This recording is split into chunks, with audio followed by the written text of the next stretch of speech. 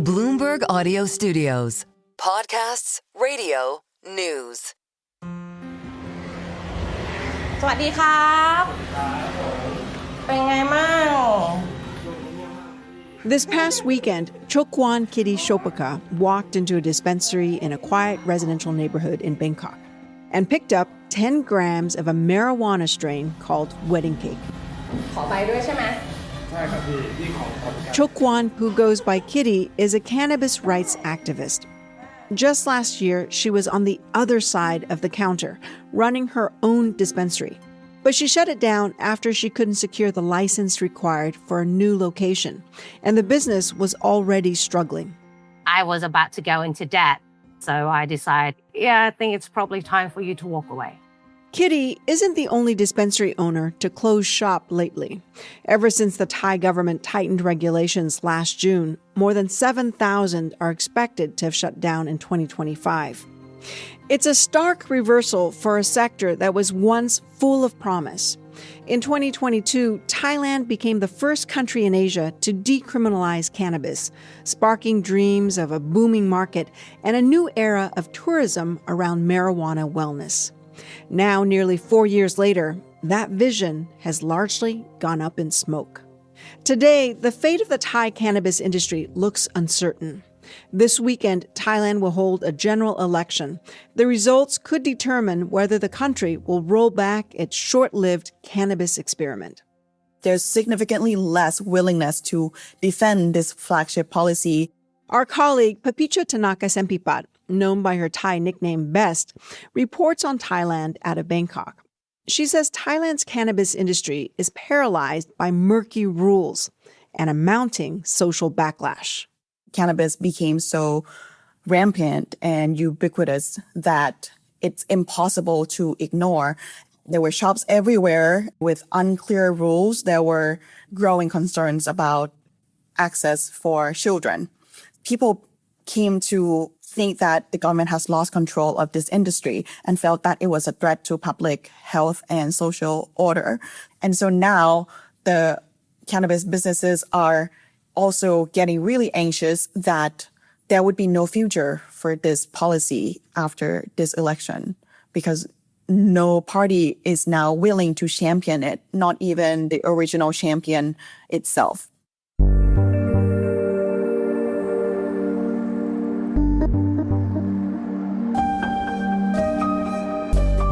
This is the Big Take Asia from Bloomberg News. I'm Oanh Ha. Every week, we take you inside some of the world's biggest and most powerful economies and the markets, tycoons, and businesses that drive this ever-shifting region. Today on the show, Thailand's chaotic cannabis experiment is at a crossroads. After a wild boom in dispensaries and green tourism, the marijuana high is fading fast. What's now at stake for businesses, consumers, and Thailand's reputation?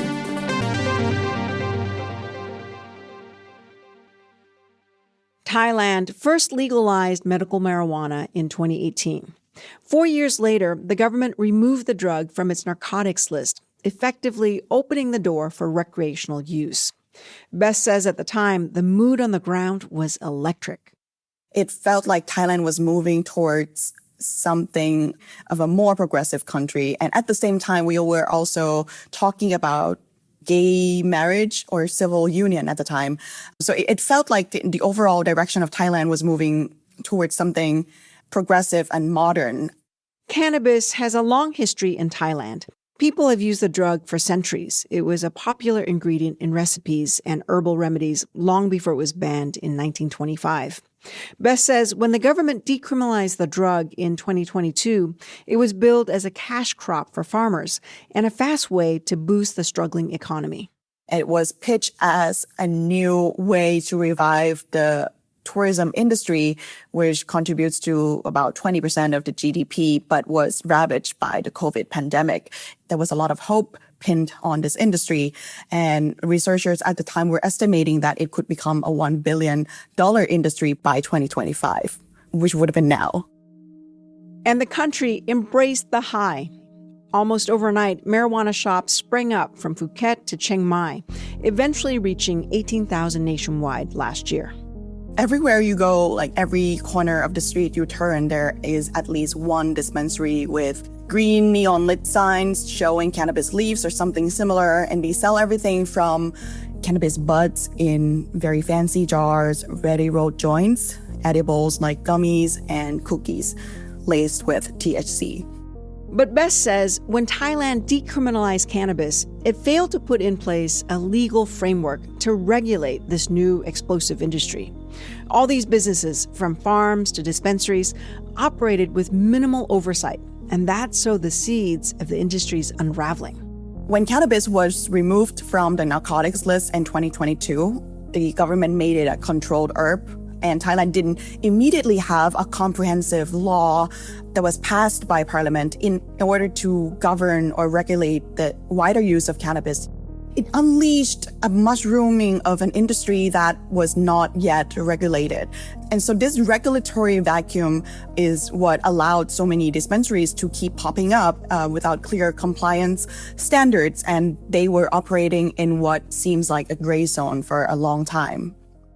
Kitty Shopaka, the cannabis activist who we spoke to earlier, remembers the chaos of those early days. The day of legalization, someone was calling me from the US and go, we already have a few tons in Thailand from the US ready to be distributed. Do you want to buy some? And that's not what I want legalization to happen for. That's not the people that I want to support. That is no different than going back to buying, black market. And that was the thing that happened. It flooded our market until the price went down, which then kind of pushed a bunch of people out. The lack of clear law and enforcement didn't just allow illicit cannabis into the market, it also threw the industry's economics out of whack. There was also an oversupply of cannabis dispensaries, which are competing for a pool of smokers and consumers that are not growing at the same rate. In the absence of an overarching legal framework, the cannabis market is governed by a patchwork of rules and regulations that change with each administration. There have been various governments since 2022. So what the governments have had to do was release this series of ministerial regulations that did not need to be cleared by parliament. These ministerial regulations are very individual and specific, and they are revised every so often to keep plugging this vacuum. But what that means on the ground really is that how cannabis should be used, how it can be produced, exported, who can hold the licenses, who can ask for one, what kind of certifications would they need. All that was very much up in the air. One big argument for decriminalizing cannabis and expanding it beyond medical use was that it would help boost tourism. Supporters said looser laws could draw visitors eager to try legal marijuana in Thailand. But Bess says that surge never materialized. At first, cannabis was included in a pitch for medical and wellness tourism, but cannabis proved to not be a strong enough reason to visit Thailand for that. Because Thailand was already attracting tourists for its beaches and food and nightlife and wellness and luxury and affordability. But cannabis did not meaningfully expand that base. It just became a sort of an add-on experience for people who were already planning on visiting. But lately, also that has started to fade. Last year, Thailand saw its first drop in tourist arrivals in years. A number of issues kept visitors away. Border conflicts with Cambodia, reports of scam center abductions, and a political crisis deterred international travelers. The tourism slump was just the latest blow to the cannabis industry. The market was already flooded with weed and unable to find enough buyers.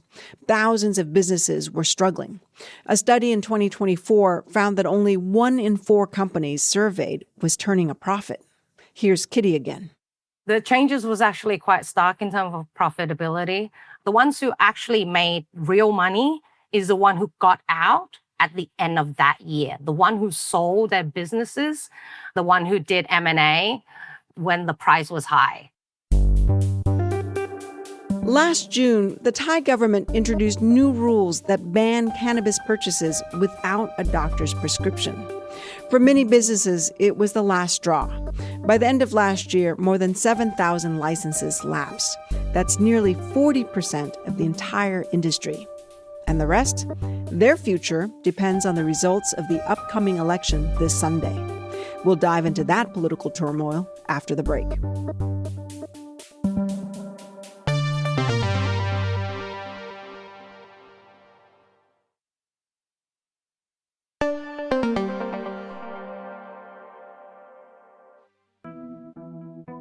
At first, the Thai people supported the decriminalization of cannabis. They hoped it would spur tourism and boost revenue and growth. They also saw it as a sign of Thailand's progressive modernization. But Bloomberg's Patpicha Tanakasempipat, or BEST, says 4 years on, those hopes have faded. Public sentiment has done a U-turn. Many people who supported the marijuana industry have become active critics. What we're seeing is a reaction to unintended consequences. We've seen parents, doctors, and conservative groups raising alarm about youth access to cannabis and effects on people's mental health. We've seen research by doctors that show increased cases of hospitalization and cannabis-induced psychosis and dependence. So the public opinion swung the other way very, very quickly. A 2024 survey found that most Thais, more than 2/3, want cannabis to be reclassified as a narcotic. And Thailand's political parties have taken note of the change in public opinion. The issue is that cannabis became very politicized because it was tied to a political identity of one party that made it happen. And so when Thailand was hit with several bouts of political instability over the last few years, cannabis became something of a weaponized tool in order to gain leverage or undermine political rivals. In the 2023 election, cannabis emerged as a key campaign issue, with several political parties including it in their policy platforms. But Bess says this time around, it's become a political hot potato. No major parties are defending the free market cannabis boom anymore. It has become something that nobody wants to touch politically. It has become such a political liability because of the strong sentiments from the public about the issue. The tides turned so much that even the politician who championed decriminalization has now distanced himself from the issue that helped bring him into office. The country's Prime Minister, Anutin Chanvirakul, known as the Cannabis King, is now staying silent. And so has his Bumchai Thai party. Bumchai Thai has itself transformed from a mid-sized junior party with rural support to something of a leading conservative party for Thailand. And as it is trying to widen its appeal to more conservative voter bases, it has had to shed this image of being a pro-weed party. The ruling Bumchai Thai party told Bloomberg that its cannabis policy has been, quote, distorted heavily, that the party's motive for decriminalization was hijacked by people who took things too far. Bumchai Thai says that they had only ever intended to decriminalize cannabis for medical use, but the runaway industry just went rampant with recreational use that they never intended to happen. The deputy leader of the Bumchai Thai party that we spoke to said that if the party stays in power after the next election, they plan to regulate the industry with a cannabis bill to make it available only for medical purposes. The Bumchai Thai party is one of three that will dominate the general elections this weekend. The two other frontrunners are the Reformist People's Party and the populist Pheu Thai Party. None of them are expected to win a majority of the 500 contested seats in parliament. That means the parties will likely have to form a coalition government. Neither the People's Party nor Pheu Thai have made any kind of formal pledge regarding cannabis. The poll favorite Reformist People's Party, the leader Natapong Rumparyawut, was recently asked on the campaign trail about what his stance is on cannabis decriminalization. And he said that if the People's Party takes power, they will rein in recreational use and make cannabis available only for medical use. As for the anti-drug Pheu Thai party, the answer is very simple. If they are in power again, they will rein in cannabis use by totally recriminalizing it.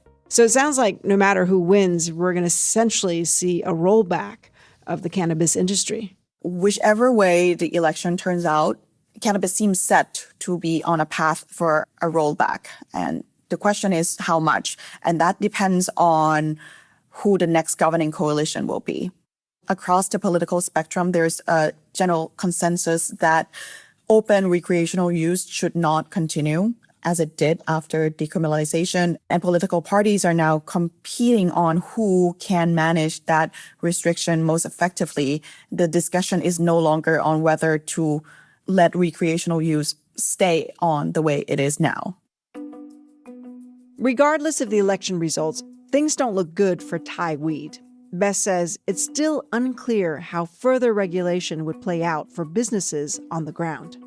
Just because the shops had to close, that doesn't mean that they will stop selling, period, right? They would just go back to the channels that they had to resort to before decriminalization happens. And this will just force these operators to go back underground, where cannabis will still continue to exist with no oversight. Bess says the stakes go beyond the cannabis industry itself. How things unfold after the election and how the cannabis market is treated by the government could influence Thailand's reputation as a place to do business. Thailand's early cannabis experiment put it on the map as a sort of policy innovator. It became the first country in Asia to do this in 2022. But in Thailand's case, the decriminalization comes first, and that can be seen as reform. But regulation did not follow, and now the country is left trying to manage the response to the social and political consequences of the decriminalization. The subsequent tightening of regulations has also sent a message that reforms can be reversed very quickly if the public confidence isn't in place or isn't aligned with it. And this is not just about the cannabis industry, but also any other industry that might be vulnerable to volatile policy swings. And this might tell investors that they should look elsewhere to invest, somewhere with stronger governance, somewhere with more legal regulatory certainty. Back in Bangkok at the dispensary where Kitty picked up her marijuana, the mood is subdued. She's the only customer that day. Looking around the shop, Kitty talks about the early days with the staff and said she remembers well when the industry was flying high with optimism and shops were packed with customers. Those days, the shop attendant said, are long gone.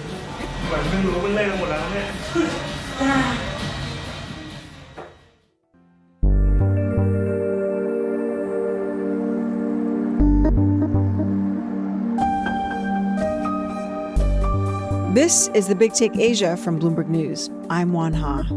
To get more from The Big Take and unlimited access to all of Bloomberg.com, subscribe today at Bloomberg.com/podcast offer. If you liked the episode, make sure to subscribe and review The Big Take Asia wherever you listen to podcasts. It really helps people find the show. Thanks for listening. See you next time.